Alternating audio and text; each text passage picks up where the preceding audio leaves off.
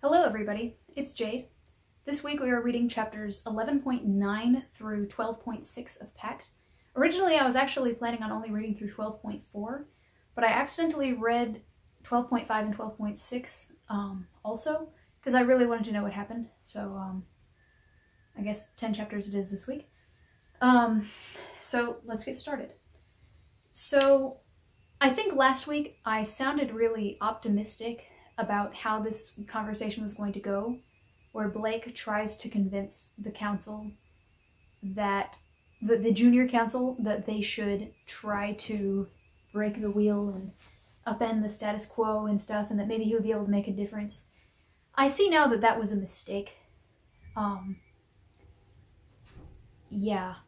So in this chapter, Blake tries to convince the junior council that they should abandon the ideals that they've held for their entire lives, as well as their families and the safety that they have given their roles in society.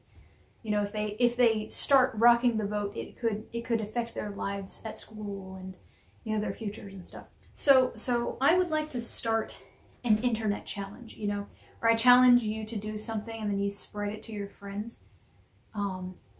So I would like to challenge you to find a group of 10 to 15 people of the political party opposite you.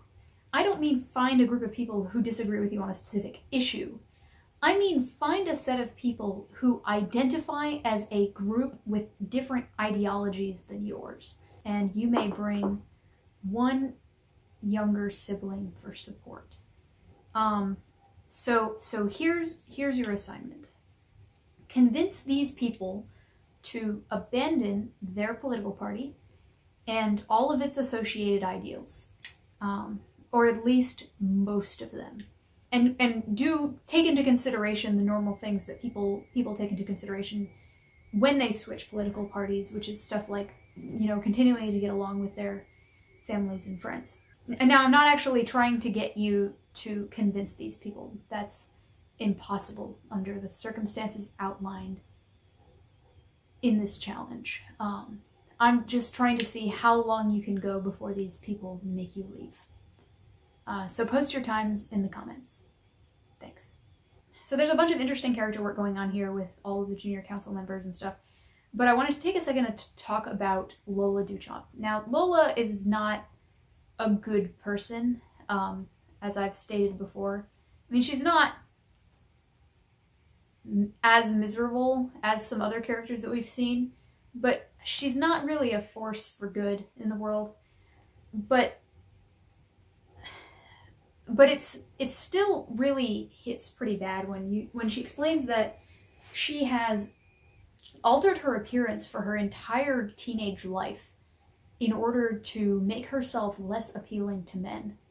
And even after doing that for years, she still is absolutely dedicated to defending her fiancé so that he can defend her family, who is making her marry him.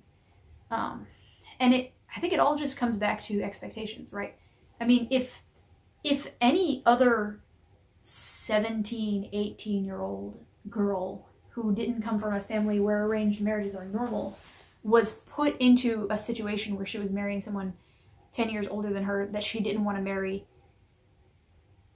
she would probably be arranging with her friend's parents to help her escape the situation, even if it was a marked benefit to family members that she loved. It comes down to the anticipation of Lola knowing effectively for her entire life that this would happen to her. So even though the badness is equal in magnitude, it doesn't, the anticipation allows her to be pacified. And it just shows what being raised to expect something can do to you. And we actually hit this beat, a similar one later with Callan, who was apparently screwed up pretty bad later in life because when he was a child, he expected that he would be the heir to the Thorburns. It's just kind of a recurring beat. Also, side note, Lola claims that Sandra is committed to changing the status quo, and I do believe that Sandra would be interested in changing the status quo for the Duchamp girls, particularly because of what happened to her. But her platform isn't exactly revolution. Sandra's platform as a candidate for Lord of Jacob's Bell is keeping things sane and normal, kind of. Basically keeping things the way you expect them, which is fine. I'm not complaining about Sandra here, but it is completely different from what Lola is saying she expects of Sandra. And if Lola is staying loyal to her fiancé so that he defends the Duchamps, Sandra is not going to say, okay, Lola, thanks for doing that. You don't have to marry that guy anymore. Whoever he is, he fought for Sandra in the war for Jacob's Bell. Of course she's not going to tell him he can't get what he came here for. Which, all of this is stuff that is pretty obvious to an outsider. It's obvious that Lola is deluding herself. But, yeah, it's interesting. So Blake goes home and he decides to put the Thorburns into action. And it's some kind of statement about having faith in other people, even if you really hate them, I guess. But there is a very distinct contrast between 11.9 and 11.10. In 11.9, Blake is trying to communicate with a large group of people who he has something in common with, and they just stonewall him. Every sentence that he says is met with either confusion that requires clarification or hostility, but it's not the kind of hostility that exudes chemistry and baggage and juice. It's just kind of a, I'm sorry, what do you mean? What? No, I wouldn't do that. Wait, why do you want me to do this? The scene is awkward and painful. But when Blake goes and tries to convince the Thorburns to do things, it becomes immediately clear that these people are much more on Blake's wavelength. He's able to communicate with them in a way that they eventually accept. And yes, at one point Peter says, "Are you really a Thorburn? Because the rest of us are assholes." But the difference between Blake communicating with Lola and Timothy is so different from the way that he's able to eventually convince Ellie and Peter to help. So then, of course, Andy and Ava come in to just basically kill or disable everybody inside the house. Andy lost a lot of points with me this week. Like I said before, I like Andy. He's charming, his interlude is very sympathetic. The problems that he faces seem relatable, even though he is facing things that we don't necessarily understand. He acts like a normal person with normal problems, even though he has extraordinary problems on top of it. But the whole coming in here and just beating the shit out of people and stuff and putting bombs on everything. You don't get to be a good person if you don't do good things. Or you don't at least try. I understand that everybody thinks that the Thorburns are horrible. And Roxanne is a little shit. But is watching Eva kick the shit out of Roxanne something that a good person would do? And yeah, I know, we're not supposed to be here to just critique which of these people are the most morally upright. But come on, Andy. So in 11.11, Blake teams up with Peter. And Peter is the first Thorburn that we get to see be redeemed is the wrong word. It's sort of like an audience turnaround. Makes you go from not rooting for him to rooting for him, which is a pretty cool trick that Wildbow actually uses a lot. I can think of a lot of examples of characters in his stories that I didn't like for a very long time, and sometimes even hated very intensely, and then over the course of even one chapter or one interaction, I just completely changed my mind based on the way that they behaved and the way that they contributed to a situation, or the way that a specific skill or tendency that they had was used in a different way such that it benefited the protagonists. So Peter goes from being someone very, very irritating to have in the house because he's an asshole and he intimidates Alexis just to get information, and of course he's one of the Thorburns, to being somebody who we actually think is pretty cool to have on the team. If we remember back in 1.1, Peter was portrayed as being a shithead for tanking Paige's ability to be eligible for inheriting the house, by literally outing Paige to Granny Rose. This is not the kind of character that normally we would like, but when that analyticalness and quick thinking gets turned around to be on our side, and he's just the entertaining asshole, it's a lot of fun to read. He's not the kind of person that any of us would ever want to hang out with in real life. You know, 5 minutes with this guy and him calling you names and sharing your secrets and just generally being an unmitigated dickwad is completely unacceptable in a casual setting. But since we're just reading about him, it's perfectly fun. It kind of reminds me of Fell, but a more extreme example. He and Blake didn't really get along, but all the qualities that Blake found annoying, we found hilarious and charming. Peter is definitely more negative.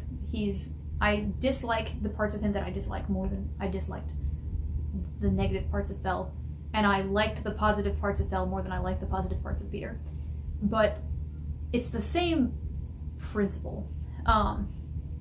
He's competent, he's insightful, and the fact that he figures out what's going on before the rest of the Thorburns makes him feel like the shining Thorburn there for a whole chapter. And this has been brought up before, but Blake referring to Peter's two halves as the opportunist and the coward is just incredible writing. And it, now that I think about it, it kind of foreshadows something that's coming later with the idea of splitting up a person's identity into different behaviors. But on top of that, this was actually the part of the story where I stopped being able to believe that Blake never existed as a Thorburn 100%. Like, this was, I had my doubts before and I was making theories, but this is the part when I said, no, Blake was a member of this family, because he understands Peter completely. And yeah, of course, he could get that. He could get some insight if his memories were fake from Rose, but the sheer understanding that he demonstrates towards each of the Thorburns seems narratively to indicate to me that he was one of them.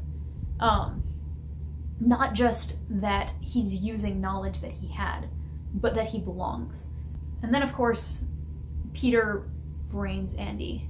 I'm definitely very interested in the concept of the Thorburns becoming a family like the Behames and the Duchamps, again, where there are multiple practitioners for a family. And unfortunately, if in that case, there would be one person who is kind of the heir, who would be the Laird or the Duncan, which would put them at basically the same setup as the Behames. But I after this whole section, I think it would be neat. Yeah. So then we get to 11.x, Midge's interlude, and Corvidae's and Green Eyes. But right at the beginning of Midge's interlude, we get this image of a young girl seeing her parents fighting and being kind of ordered to do stuff that are adjacent to chores around the house. And for whatever reason, it just threw me right back to 1.x. which is Rose Sr.'s interlude when she was a child. I saw the scene in sepia tones, and the whole description being from the perspective of a child just brought me back to where I felt we were, or the feeling that encompassed the first arc of Pact. And things have just been happening nonstop for a while. Blake has been in immediate peril for every moment of the last several arcs, but something about the beginning of this interlude just really threw me back to the feeling that I had when I first started reading this book. And I don't know what it is. And that feeling disappears pretty quickly when we get to the part where people are being eaten and stuff. Not that that's a bad thing. I'm just saying that this reminded me of what it felt like to be reading this book at the very beginning for the first time. I don't know. So, Midge describes people funny. And of course, all of Wildbow's characters describe people in a different way. We'll even see Green Eyes describe Blake later in a way that is different than how Blake would probably describe himself. But Midge describes people in a way that is far more fantastical than anyone else in the book so far, and more than some of the other Wildbow narrators that I can even think of. And I have a couple of theories as to what's going on. So one theory is that Midge is a little kid. She's 5 in this. So she sees her mom as bigger and scarier and more like something out of a fairy tale because she has a child's imagination, and her mom is just plumb bigger than she is. She says that her mom is as big as a bear, and maybe her mom is actually as big as a bear. But when you're 5, even if you're a big 5-year-old, it's harder to tell the size difference between two things that are much, much bigger than you. Second theory is that Midge's memories have been put through a blender because of the drains or whatever. And so so on this recall of her past, everything is even more exaggerated. And the third possibility, of course, being that Midge's family is just that deformed and that inbred, that they look like Neanderthals. And honestly, I think it could be any of the 3. So the first part of this chapter just immediately endeared me to Midge. Now this is mostly destroyed by the end of this chapter, but despite the fact that I remember that several arcs ago Midge was a scary monster, we haven't seen her in a long time, and from this perspective, you just see little girl in a bad situation. And it's really tough to read because it's very easy to tell as a reader that the babies are malnourished. They're sucking on bones, not just licking things. They're sucking on it because they're hungry. Their movements are sluggish because they don't have proper nutrition. And Midge says that there's grime and shit and vomit from when she was a baby in the crib, but she knows that but when her mom asks whether the crib is dirty, she knows that it's not even dirty enough to be considered dirty by her mother. The mom is kind of in this gray area between abuse and neglect. She's not neglecting the family. I mean, she appears to be a housewife. She pays all of her attention to the family all the time, but she isn't putting attention in the right place. Now, of course, this is nitpicking. The mom is a jerk and horrible and terrible. And it obviously pales in comparison to the fact that she's probably murdered hundreds of people and then eaten them.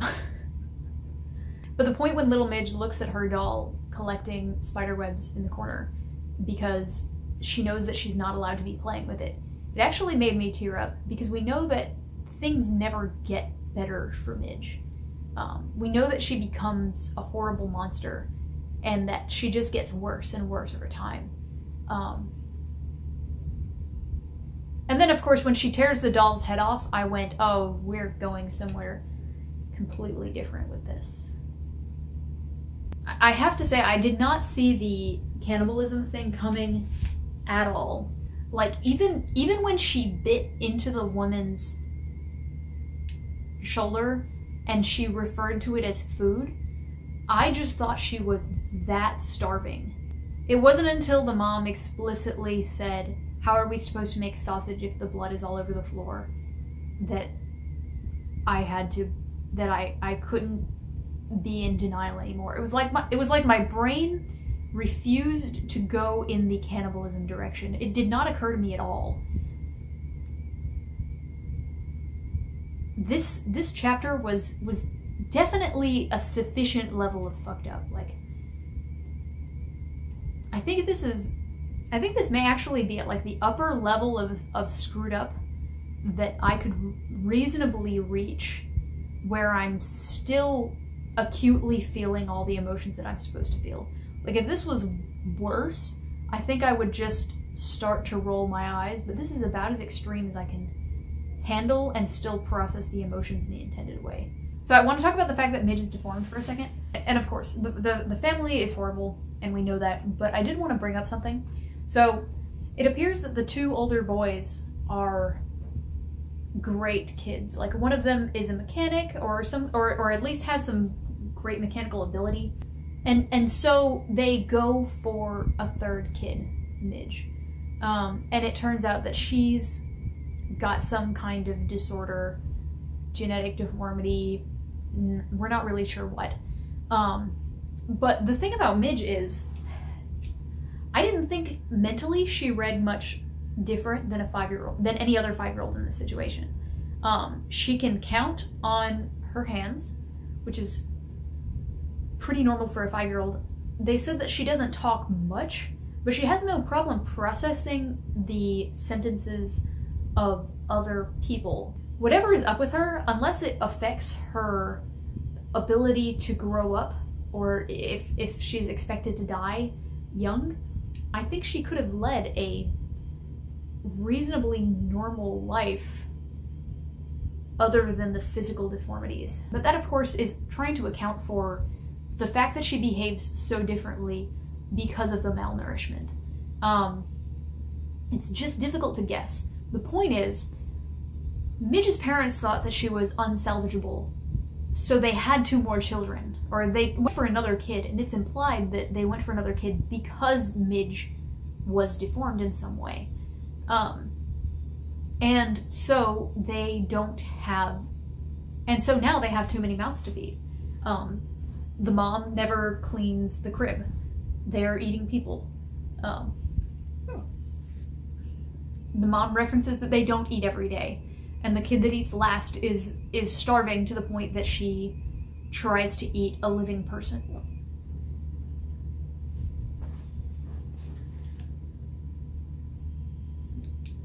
And on top of that, it doesn't appear like any member of the family is actually happy.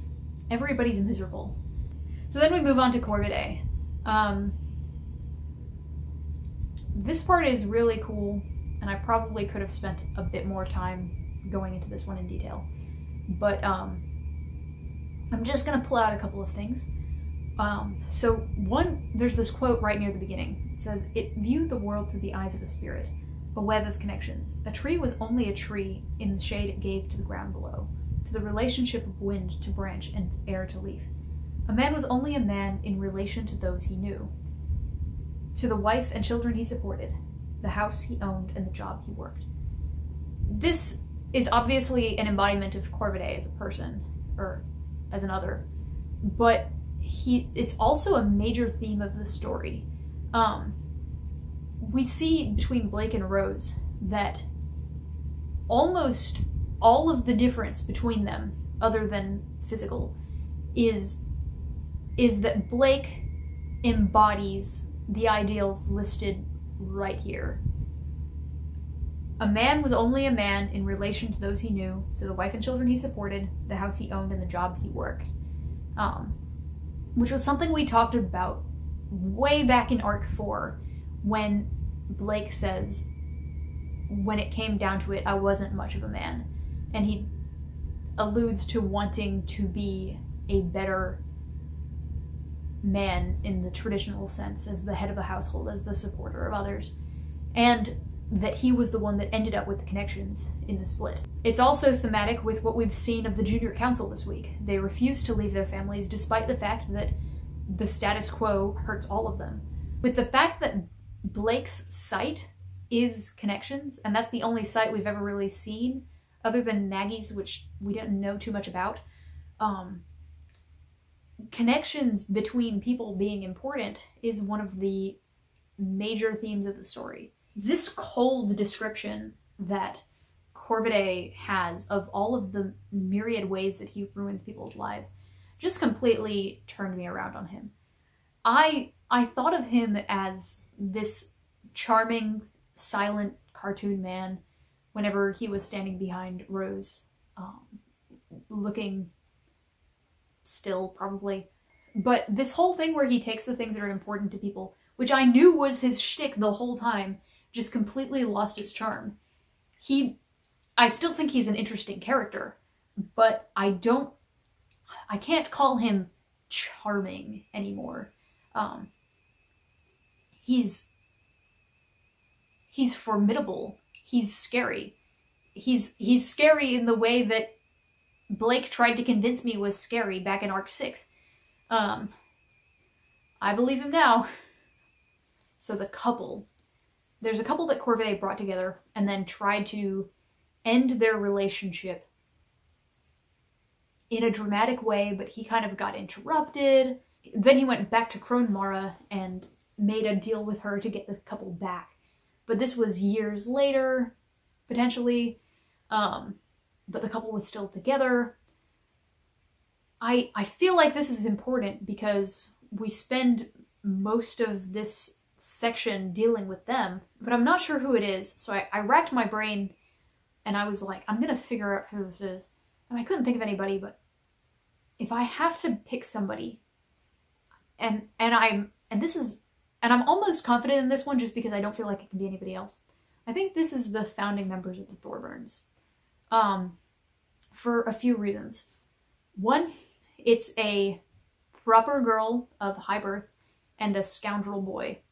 That is the recommended Thorburn marriage from Granny Thorburn. That is what Thorburns are supposed to be like.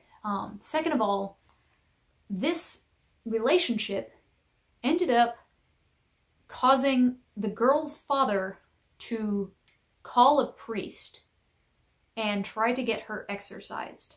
Do you think that that sounds like something that might have to do with the Thorburns? If it seemed like the girl was possessed or had something to do with demons, I feel like thematically it makes sense that it would be. I feel like thematically it makes sense that this could be the way that the Thorburns started. But finally, Corvidae refers to everybody that is an immigrant to Canada as an invader. He was created by Algonquins. And I might be destroying that pronunciation too. He was created by Algonquins to go and screw with their enemies, presumably who are immigrants to Canada, the non-natives. It's a defensive mechanism from the natives trying to get these invaders out. So early in the book, Blake and Rose try to make a deal with the Briar Girl, and they offer to let her have part of the land. And this is land that she has been living on. They just haven't really done anything about it. But they offered to give her some of it that she could take as a domain or take rightfully. I don't remember the exact details. But this seems to fit thematically. This land that the Thorburns have lived on, that other people want, that other people have been fighting for the whole book, that the Briar Girl has been using as if nobody owns it, but the Thorburns keep insisting, no, it's ours, no, it's ours. This seems to fit thematically to me with Corvidae. And his whole shtick that he is defending Canada from the invading Europeans.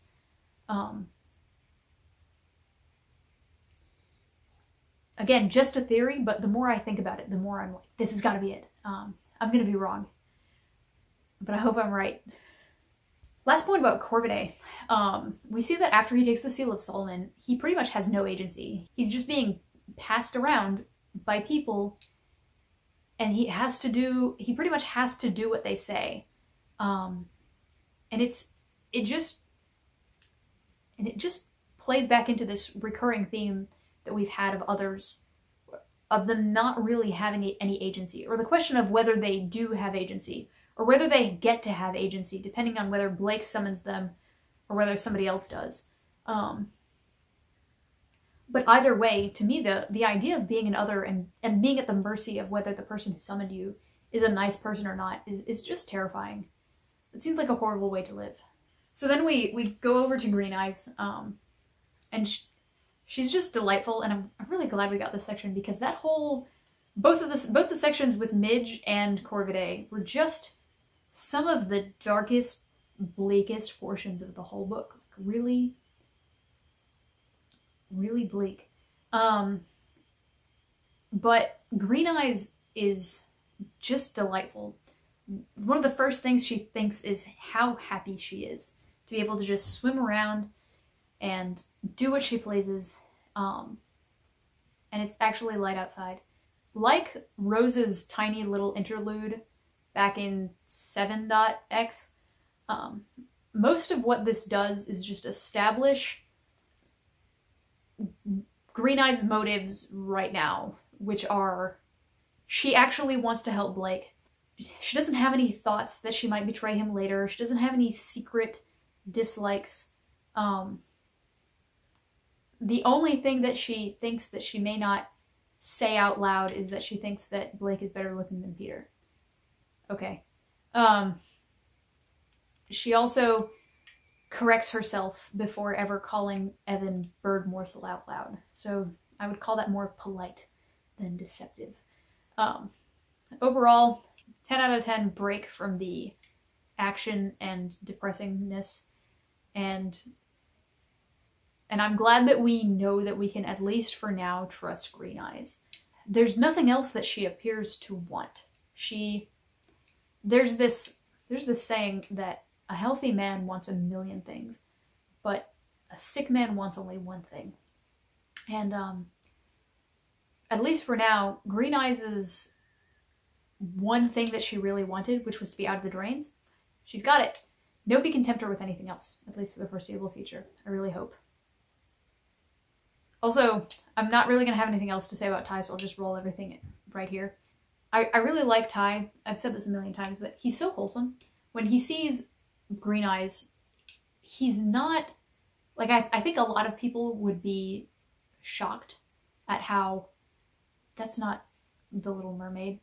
But he just immediately goes to, wow, that's so cool. Ty's great. But the thing that I really wanted to comment about Ty is that later on, when Alexis gets turned into a Borderlands character, he just looks at her and goes, oh, Alexis got turned into another? And he asks it as a basic question, but like, nothing can faze this man. Everything just rolls over him like water. So 12.1. Speaking of Alexis. So the chapter starts out with Blake being carried around on Alexis's necklace, or a piece of twine tied around her neck.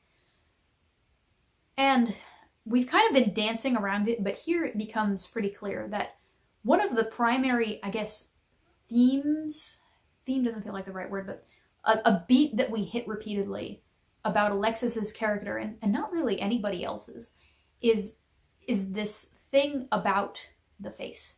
And the way that you look and the way that you present yourself to others. And we've talked about how her being a tattoo artist symbolizes how she wants to make an effect on people and change the way that other people see them.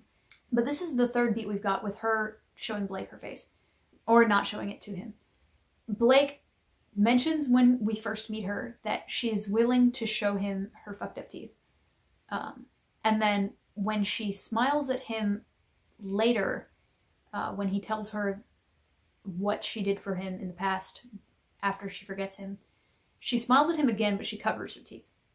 And then in this, when she's hurt, she completely covers her face and doesn't allow him to see it at all. And it reminded me that Alexis mentioned earlier that she never tattoos anyone's face, but she considers it to be something that you kind of leave alone. And I'm not sure why, but it's an interesting recurring beat that we have with her. It does mean that cuts to her face mean the most to her out of what appears to be the entire group. So then Blake gives Alexis the bird, but we have a whole lot to say on that topic later, so we're just going to keep going. So there's this point when Blake is fighting the homunculi. He says, if my actions here could be savage enough to make them second guess what they were doing, all the better. Now, Blake was never particularly concerned with not being savage. Like, remember the bit with the rabbit when he, like, squeezed it like a roll of toothpaste? That was Blake when he was at his Blakiest. He had just come from a party with his friends in Toronto at his apartment when he was at full health. So it's not that he's becoming more savage, per se, but it's certainly a trait of his that is being used more and more. Just a side note, all these little, like, small creatures, for whatever reason, without me trying to picture anything, my brain just instantly filled them in with these little baby-looking aliens in Galaxy Quest. They're like the size of a 3-year-old child, and they're all bald, and they eat stuff, and they have giant teeth, and otherwise they look exactly like a human 3-year-old with purple skin. That is exactly how I pictured these creatures. So at one point, Blake is grabbed by the mountain man, and the mountain man starts pulling his arms out of their sockets, but the distortion of his reflection actually makes him disintegrate and get shunted somewhere else, which at first I was really excited about. I was like, wow, that's actually a great way for Blake to defend himself if he ever gets into a pickle. But then he got stuck in the nothingness for like a full minute. So no, that's not something that he should ever use again. And of course, it's not something that he really needs to worry about after this. Fortunately, I guess. So I wrote this down before I got to 12.5, where we find out what Blake's deal is. But I'm just going to read this out because I feel like it's interesting to see what I was thinking at this time.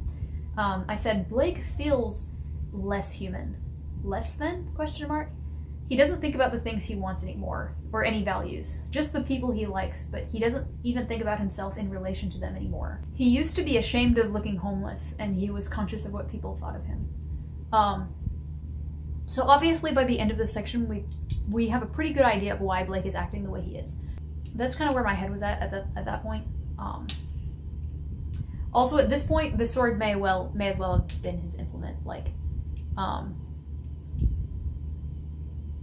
it's at this point in the story, like it's fine as far as he doesn't have anything else that he could really be doing other than fighting. At least Evan's not complaining about it too bad. It's interesting to see that that's still where we went, even though it didn't look like that's where that was going. So then we get to the twins. And the twins are interesting. So it's a boy-girl pair of twins. So if I remember correctly, this is our 4th boy-girl pair of twins in the series. There's Paige and Peter, obviously Blake and Rose, Andy and Eva, and then these two. And apparently every time one of them gets hurt, the other one hurts themselves to match, which effectively results in mutually assured destruction. And Blake thinks about how he's glad that he's not close enough with Rose to have this kind of destructiveness. And previously, just on the Blake and Rose tracker, previously Blake has thought many times that he wished that he and Rose were closer, but that was before he became a boogeyman. He wanted to have the kind of teamwork with Rose that we see between functional pairs of twins. Notice how I didn't list any Pact characters in there. But now he says that he doesn't want to have the relationship like he sees with these twins with Rose because it ultimately harmed both of them. But we see that what we have between Blake and Rose is the exact same thing that we have between these twins, where they're hurting themselves to match each other, but it's more like they're dragging each other down and they refuse to let go. The situation that Blake and Rose are in is not any better than what these twins are in. They just have more reasoning skills to be able to survive longer. This isn't going anywhere good. So the thing about Andy is Andy's been dying for a while. So I guess this kind of counts as a complaint, but I don't really know what's going on with Andy. Like, I thought he was dead because of the way Eva was acting. And yes, it turns out that it's just that Eva now has the ability to protect him, but he's basically dead, and then Ellie pumps him full of a mysterious substance that we're not sure what it is, and Eva escapes, and that's like a good choice. I don't think there was much that the Thorburns could do to save Andy. They can't even save themselves. But Andy, like, I don't want to say Andy should be dead, but I guess I just misunderstood the amount of dead that he was at the end of 11.11. It was just like a minor bash that knocked him unconscious. So one of my favorite pieces of media is Avatar: The Last Airbender, which kind of reminds you that everybody is fighting their own battles and everybody thinks that they're fighting for the right thing and stuff, and that you should always judge other people fairly and stuff like that. But over the course of reading Pact, I have basically forgotten about that. It has kind of turned into a me judging people hour, which I'm sure some of you have noticed, where it's pretty much just like, there's a handful of good people that you like, and it's Blake, Evan, Ty, Tiff, and Alexis, and Mags. And then everybody else, you pretty much just hate. And there's some exceptions in there, like Green Eyes and stuff. But you pretty much, everybody else just kind of sucks. And if they have any redeeming qualities, they're few and far between. And it becomes easy for everybody to just be a hate sink. It's easy for me as the audience to just not like anybody in this series. Speaking of which, I miss Diana. I want to see how Diana is doing, and I hope she's not dead. So that makes this part of the book where each of the Thorburns, one by one, gets that turnaround that we talked about with Peter. It makes it feel so ridiculously good. Like, really, really good. When Alexis is introduced back in Arc 4, Blake calls out her flaws, and he says them in such a way that is very clear to us that he loves her. And in this arc, Blake goes through each of the Thorburns one by one and explains to us why they are horrible and why they deserve to be hated.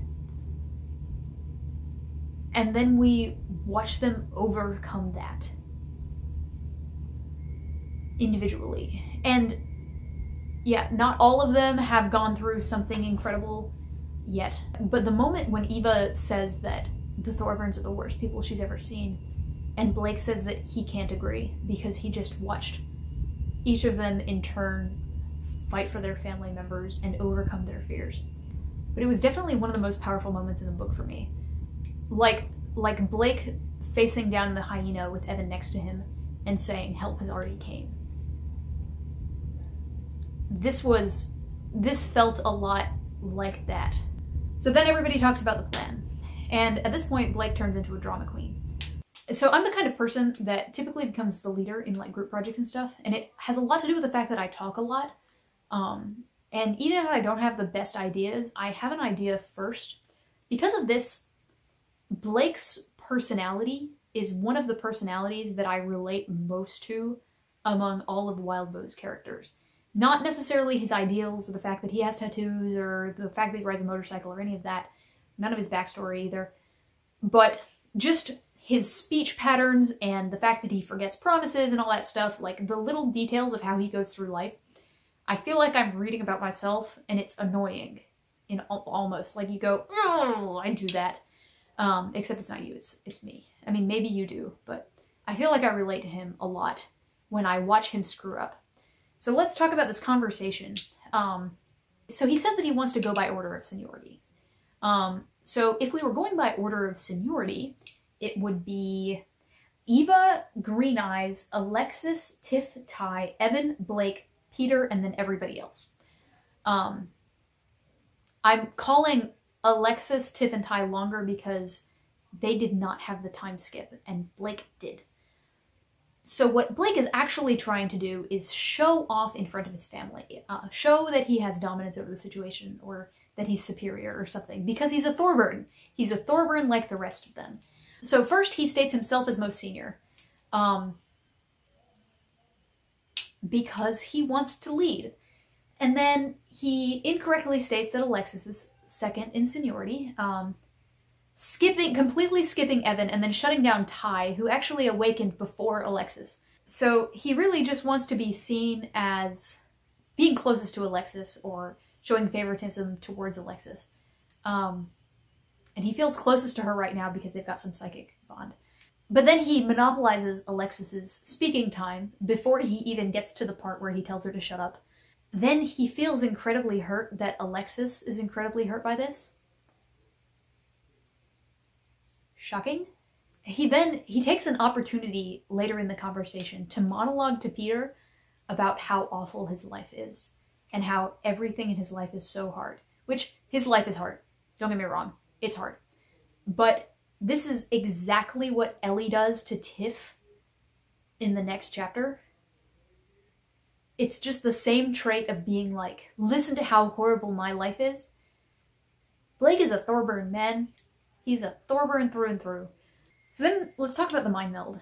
So mind linking and stuff and having two people be connected in like a psychic way is one of my favorite tropes. Like, I would actually rank it above robots. I know that is really high up for me. And seeing things do it well, or do it in a way that I like, is super neat. Which is why I felt incredibly cock-blocked when we got this for about 5 lines, and then it just got shut down. I hope that Blake is able to use this in the future, because back in Arc 7, Blake tells Ty that he will be able to track him by tracking his connection to Ty. And those kinds of connections are the kind of thing that Blake would have relied on in the past. And him being able to do this seems like an easy way for him to, not an easy way, but a clear way that he could power up pretty significantly. Tying the whole group together, especially once he knows what the secret is, seems like it could be a massive asset, especially in certain situations. I wonder if at the end of this, when he leaves the Abyss, if he could send messages back to Alexis. We're not going to know because he doesn't want to talk to her. So when he says, let's take a short trip to the Abyss, this is what I wrote in my notes. Dude, are you fucking stupid? You got stuck there for a month. I mean, it works. It's not that this idea is bad, but it's on the other hand, it's a bad idea. Alexis doesn't appear to have any real desire to keep the secret from Blake anymore. She is team I don't want to be keeping this secret, I think. She gives Blake an awful lot of hints, even if you discount the psychic connection that he gets from seeing which of her words are most important or whatever. But one of the things that she says is not in one piece. And this is the last ending to the last chapter where we won't know about the barber, or about what the deal is with Blake and Rose and the barber. So it inspires us to just think about, what has Blake lost? Or what are the pieces that Blake has left behind since coming out of the abyss? He left his fear behind and took anger instead. I remember talking ad nauseum in the first half of this book about how Blake is so extremely averse to anger. He doesn't get angry at anyone. He doesn't blame people for things. And now he does. Everything is anger. Everything he's fueled by is anger. And it feels incredibly different to who he used to be. He also lost his hope and his sense of self. He lost his ability to picture himself among his friends. He lost the dream that he could ride his motorcycle off into the sunset with Evan. And he doesn't think about going back to being a handyman, which is something that he thought about all the time, and I just thought he was an idiot for thinking so. Now I wish he did. So Ellie says something about how, you know, my life is really, really hard because my parents got a divorce. And Tiff is like, you are not special because your parents were in a divorce. And it just felt so nice. So I'm going to get on my soapbox here in a minute, and I realize we're kind of stacking up to this being a super long episode, but whatever. So I want to talk about this concept that we've seen. It's pretty low-key, but it's been throughout the story, I think. And maybe I'm seeing it because I look for it in media now. But there's this idea of wanting to be special. And I think that this is a common theme in all of Wildbow's works. I don't even know if Wildbow is thinking about it. Now, there are parts of this that ultimately feed into other themes that Blake embodies. I believe in humanity, and as part of that, I believe in human agency. I believe that people can make choices that are good. But ultimately, it's down to the choices that people make. And I know, soapbox, but I want to prove the point.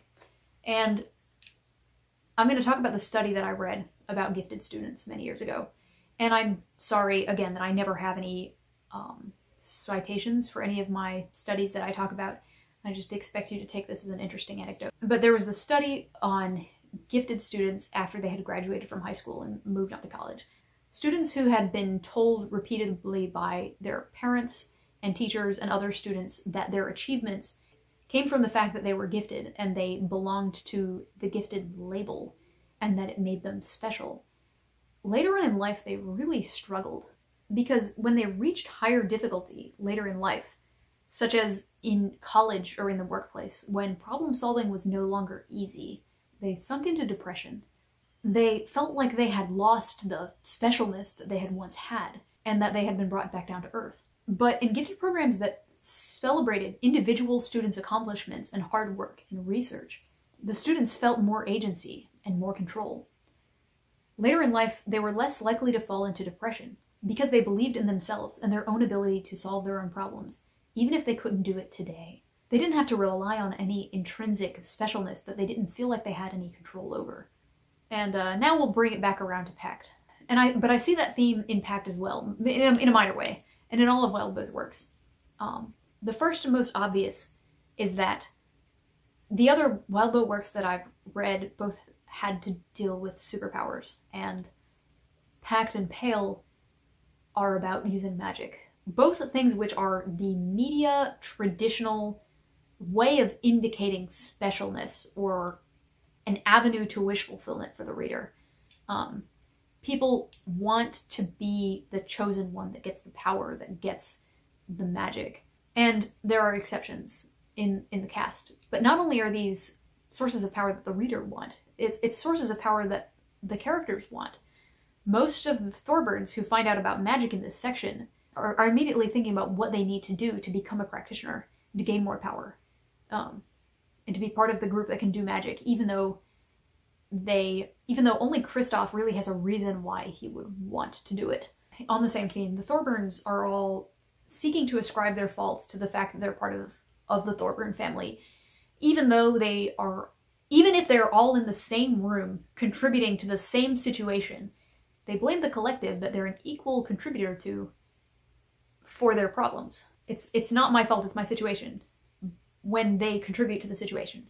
Lola Duchamp lords over Maggie the fact that she's an enchantress, and she doesn't have to deal with grungy little goblins like Maggie does. Even though there's nothing really indicating that enchantresses are any better than goblin queens, other than the cleanliness thing. And the thing that really brought this up for me, the thing that made me think of this, was in 12.5, Rose tells the Cabal effectively that they should back her, because the barber's slices always leave the soul with the female half. But we know that Blake has a soul now. Like, I mean, I don't think anybody reading Pact would be like, no, Blake doesn't have a soul. And after he finds out about it, he tries to keep the human side of him, like, alive. He tries to solve his problem a little bit. But Rose decides that she has to be the twin meant to live, and she starts mistreating Blake because she is the girl and therefore she is the heir. She doesn't seek a solution, such as explaining the situation or trying to alter the connection in any way. If only they were capable of using magic, or if they had access to anything that could change connections or change the way things relate to each other. Or a big old library that might provide solutions. And of course, on that topic, most of the Thorburns believed at some point that they were in line for the house, or otherwise could get a slice of the pie. But without a clear set of distinctions of what the heir should be, the family is left to assume that it's just the person who is best. And there's all kinds of disagreements on what best means. So it leads to each of the family members trying to be their own definition of best, which is a good thing in the real world, unless you're acting like the Thorburns, which you shouldn't. All the council members believe that they are the ones who are going to break the wheel and change the way things work, even though they have no real plan to do so. They just believe that they're going to be the ones to change it. But all of this stuff, all of the way these people are behaving is subverted by the normal people that join the cast. Alexis is the embodiment of the mantra, if not me, then who? Alexis doesn't believe that she has an intrinsic capability or that she's entitled to anything. She just sees something that can be done and she does it. And the same thing is absolutely the case for both Ty and Tiff. Ty seeks to be a generalist, something that we almost haven't seen at all when it comes to practitioners. He's forging his own path. He's not defined by any family norms that specialize in time or anything like that. I'm not even sure that there's going to be a final conceit of this theme, but I do know that it relates to one of the central themes of the book, which has to do with what Blake was saying with the scorpion and the frog. So Blake mentions this parable of the scorpion and the frog, which if you happen to skim over it, is this old story where a scorpion wants to cross a river and asks a frog to carry him across. And the frog says, "I don't want to cross the river with you on my back because you might sting me." And the scorpion says, "Why would I sting you? I'm asking you to let me cross the river. Like, of course I wouldn't want to sting you." And the frog goes, "Oh, that makes sense." So the frog carries the scorpion across the river. And halfway across the river, the scorpion stings the frog, and the frog dies, and then the scorpion drowns, and they're both dead. And the frog says, right before they die, "Why did you do that?" And the scorpion says, "Because I'm a scorpion, and it's in my nature."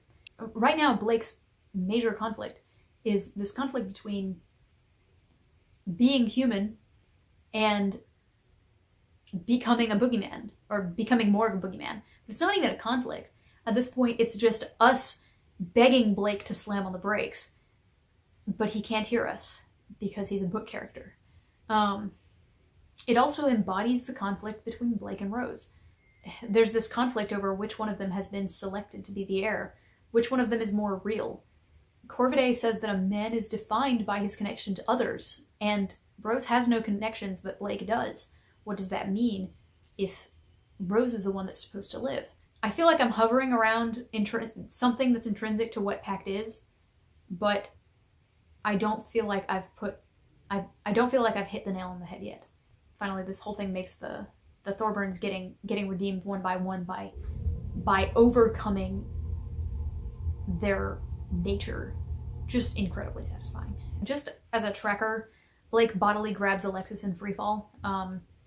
So far that places his physical contact counter at Rose's hand, Tiffany's hand, Evan, and Alexis while falling. This is obviously the most physical contact that he's had in the book, but it's definitely an emergency. So we're just kind of putting it on the tracker to see if it comes back later. So hilariously, and by hilariously I mean not funny at all, Blake says, "I felt an almost genuine fear for the welfare of my friends watching as they climbed." Now, almost genuine fear, that phrasing rang a little bell for me. Back in 12.2, I think, 12.2, when Blake is shunted out of the water on the second floor and is sent back to the basement, but he's waiting for like a full minute to see if he respawns. He says that he felt genuine fear at the thought of going back to the abyss. So Alexis, Ty, and Tiff falling to their deaths, almost genuine fear. Potentially going back to the abyss, genuine fear. Guess which one of these things Blake suggests that the group do. So back in 11.2, Blake tells Lefty that he can sit on Blake's left shoulder, but that Evan is reserved for his right shoulder. And I was like, oh, that's so sad. I hope one day Evan is able to sit on Blake's right shoulder again. And he does. In 12.5, we get the sentence, "Evan landed on my shoulder." It's the little things. But actually, that's not such a little. So then we get to the reveal. So it turns out that Blake and Rose were originally one person that was cut in half. And I actually think, based on seeing some other people live read this and some of the comments and stuff, I actually think at this point most people have predicted something like this, which is good. Not that a plot twist should be so obvious, but we've been supposed to have been figuring this out for a while, but it is good that readers who are paying attention are able to see this coming, and somebody flying through it may be surprised. I think that's like the right level for this kind of twist, because it rewards you for paying attention. But I want to talk about the implications of this. For one, I'm just glad that Blake existed at some point. It was kind of getting a little bit creepy the way he was following everybody around, despite the fact that he apparently just met them a few weeks ago. And as much as I say, you know, I like stories about the validity of creatures that may or may not be considered human by others, Blake isn't a character that I want to see reduced to an automaton. I thought that we were going somewhere different with this back when the reveal first happened, but I'm glad that what we revealed was that Blake was a real boy. He's right, he was a vestige, but he hadn't always been. Secondly, I'm just going to speculate a little bit here. I'm pretty sure that the original Blake-Rose combo was male. I'm going to call him Bloke. The clothes in the apartment were male, and they fit Blake. So, and then apparently all of Rose's clothes were destroyed. So I assume that. So I assume that that's what that means. But there's a couple other hints. For one, he had a bunch of posters of naked tattooed girls in his apartment. And for a tattoo enthusiast like Alexis, I can believe that she might also have posters of naked tattooed women. But generally, I think that is more a male trait. Alexis also says that female Blake is kind of a bitch. If she had just had this reversal in her mind of her BFF, whatever a female bloke's name might have been, I don't think she would have been so surprised at Rose's personality. Also, Alexis tried to set up Tiffany and Blake before she saw our Blake for the first time. This feels like it feels like a very minor adjustment to me. And then Mom and Dad sent little bloke away to get a better chance at the inheritance. That kind of contributes to the idea that it could have originally been a girl. But in Arc 2, Blake and Rose say that they remember being left behind by their parents. Rose remembers being left behind once, Blake remembers being left behind 3 times. I don't think that those extra 2 memories would have just been created. I think that it was originally a boy. There are a couple things that don't quite add up here, but I'm sure some minor explanation could massage it out. I think that bloke was originally a bloke. I definitely think that they're more than a half a person each. For one, both Blake and Rose have a lot of redundant traits. We've talked about their similarities ad nauseum. They have a few distinguishing personality traits, but they're mostly individual big things. They were both originally believably a whole person. And so I'd call each of them minimum 75% of a person on average. But it's probably much higher than that, actually. But if you combine their memories, you can still create something coherent out of it. Perhaps they ran away from home, became a handyman, and then took university classes while being a handyman. Their 2 stories aren't mutually exclusive. We even see that Rose mentions that she likes Blake's tattoos right at the beginning. The differences between them are minor. The difference between them is their friendships. Namely that Rose has none. So let's talk about how Alexis, Ty, and Tiff have behaved since finding out that Blake and Rose were a person cut in half. They visited him after he was bound, and they begged him not to say anything bad about Rose. And it turns out that this was for his own good. They did not want to stir up anything between the twins. After he tells Alexis that she saved him, and she knows that that was something that really happened and was not a fake memory, she might realize that the heart and soul may have gone to Blake after all or something, but we know that she goes and takes a smoke, and she goes outside for some air. She takes it really hard. She seems to be genuinely quite impacted. Alexis tells Blake not to trust his instincts about Rose. This is undeniably one of the biggest hints that he got overall, and it is completely 100% in his service. Rose, if she had her way, according to this vision, would just kill Blake. She just wants him to be gone. She wants him to be dead. But Alexis here is actually trying to encourage behavior in him that preserves his life, which is contrary to what Rose wants. Is this a minimum threshold? Yes. But it doesn't change the fact that it's what Alexis is doing. And then the knowledge that Blake and Rose are 2 halves of the same person having a problem is probably what's preventing them from taking sides. And yes, we think of them as being 2 separate people. But with this knowledge, like it's pretty easy to step away as a third party equidistant to both of them and see them as one person with an issue. So I want to talk about their friend who had schizophrenia.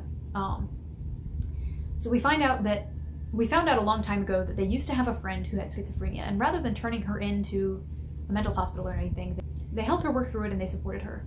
At this point, on some level, the Cabal appears to be thinking of Blake and Rose as a singular friend who has a mental problem, that in a fundamental way they're self-destructive.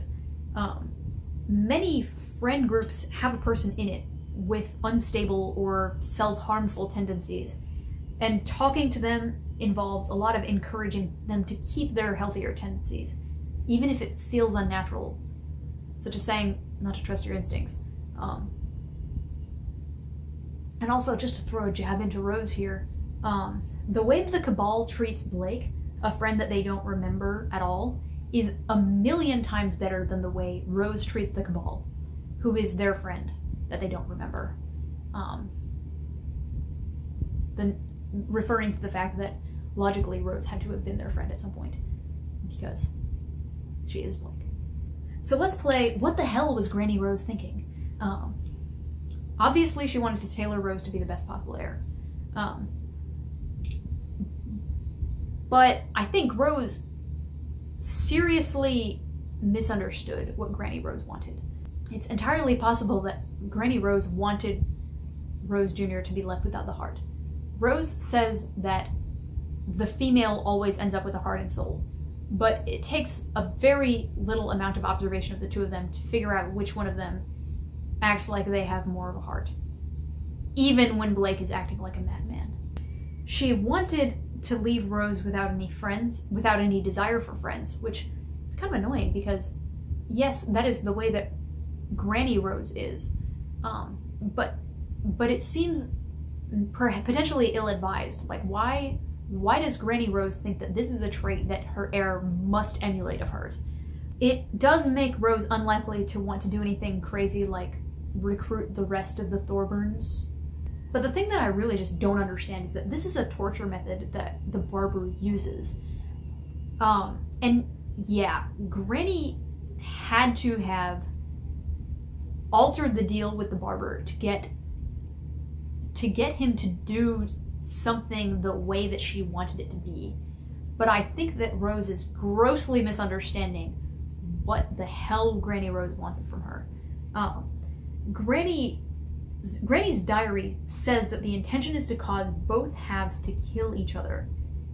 And even if one side survives, the barber will cut them again. So Rose thinks that Granny is testing her to make sure that she is strong enough to defeat her reflection, but this doesn't make any sense, because the understanding that Rose has is that if she kills Blake, she'll just be cut in half again.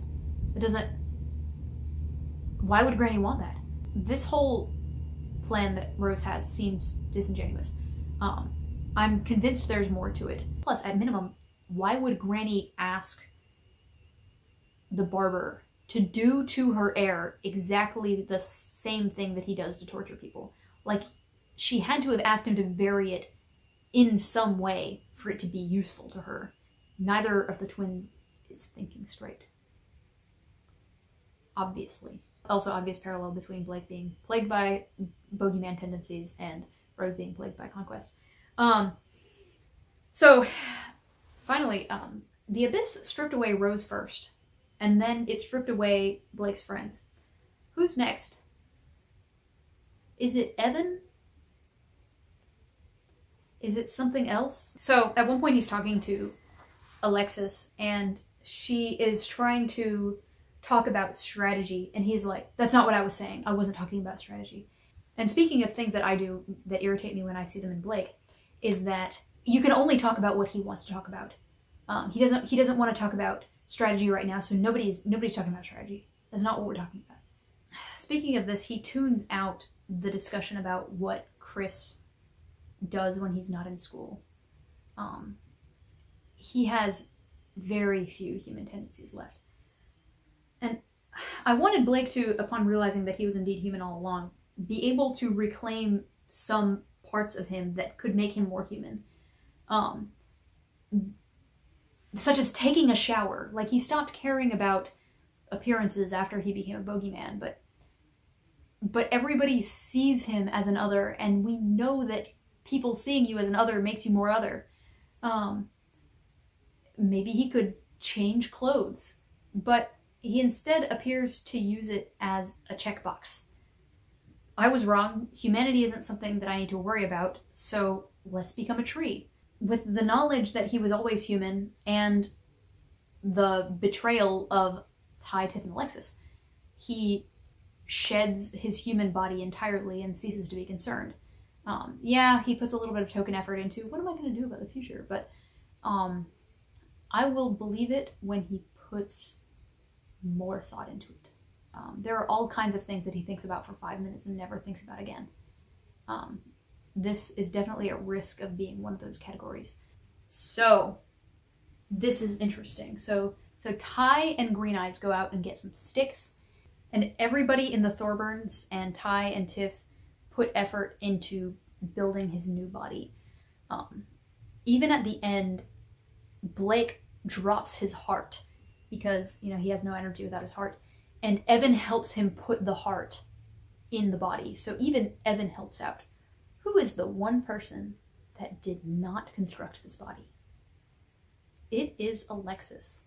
Right before this, Alexis's hands got slashed, so she could not participate.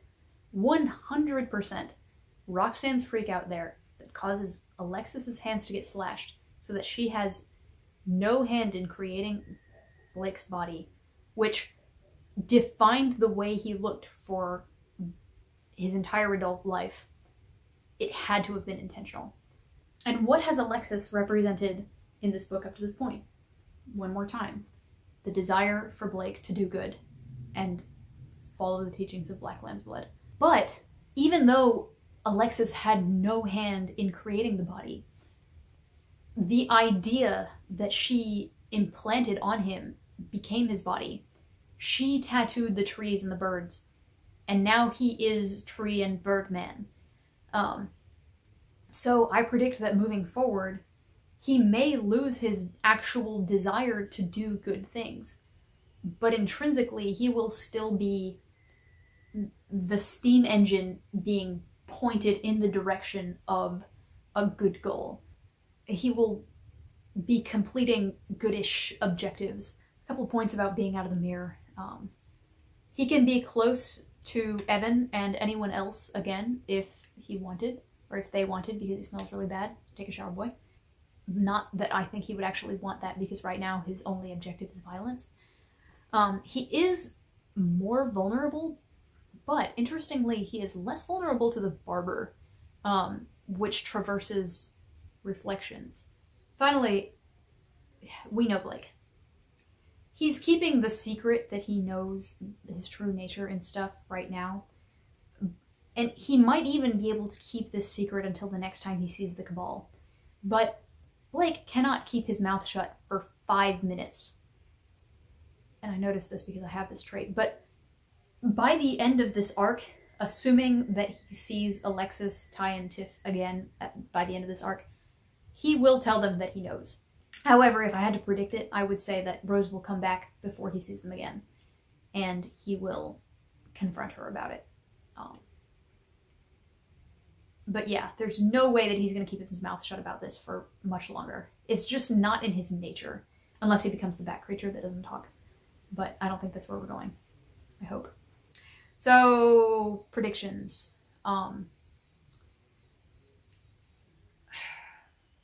This arc started with the connection between Alexis and Blake becoming in some way psychic. How does this end? This one's shaky. I think something terrible is going to happen to one of the Cabal before they reconcile. But we're going somewhere with Blake and Alexis, and I don't know where it is. The barber will be out by the end of the arc. Now, that was something that I predicted in chapter 1. There's only 2 arcs. There's only 2 chapters left, so I'm going to double or nothing and say the barber will still be out by the end of the arc. I think that the dead man switch is going to pass, and the barber will be let out. The game of chicken will be over. Not even the Thorburns care about the house anymore, so the house is going to be completely gone. That's a really easy one, though. There's nothing could possibly be done to repair the Hillsglade house at this point. I think that at some point, Blake will do the mind link with Rose. The mind link that he did with Alexis. I don't think that he's going to... I'm not sure whether he'll ever attempt it with Alexis again. But I do think that he will do it with Rose. But that'll be in a while. We had one turn for each of Blake and Rose, where one of them is in the mirror and one of them is out in the open. We've also had 2 them holding hands scenes. We still need a 3rd beat for both of those things, and I predict it will be the same event, but I also predict it will be dramatic. Evan has always had this like movement energy where when he flies close to stuff, he makes it move. I predict that when he is a firebird, he will have a short range like fire contagion, such that when he flies near something, he can catch it on fire, because he's like radiating flame rather than having to land on something or physically like brush his wings against it. I also think we'll see Andy and Eva as some weird other later. Like there's going to be some kind of like stitched together Frankenstein's monster thing. Yeah. So that's all I had for this week. See you at the next one.